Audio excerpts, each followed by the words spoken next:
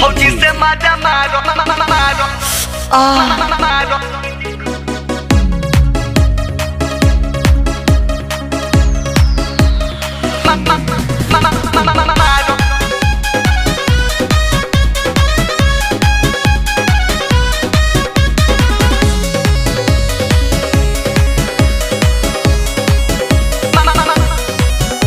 लड़की बजे पटौले ओकर नाम बदनाम बा। लड़की बजे पटौले ओकर नाम बदनाम बा। भौजी से मजा मारो भौजी से मजा मारो बियाह के का काम बा। भौजी से मजा मारो बियाह के का काम बा। भौजी से मजा मारो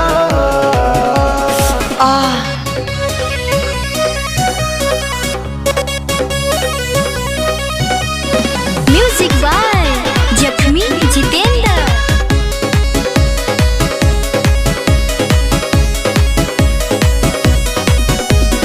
जब मन करी संभार दिहे ताव हो होई न कुंवार के देखो है छाव भाव हो। जब मन करी संभार दिहे ताव हो होई न कुंवार के देखो है छाव भाव हो।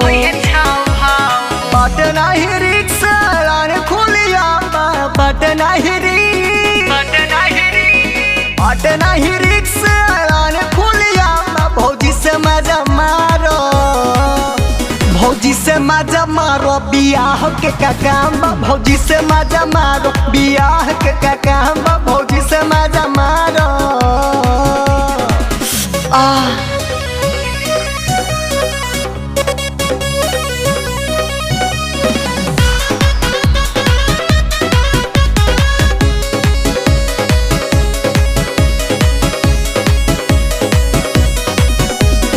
घर के हो इज्जत घरे में रही जाई होई भूल चूक तो भतीजे नुकाई। घर के हो इज्जत घरे में रही जाई होई भूल चूक तो भतीजे नुकाई।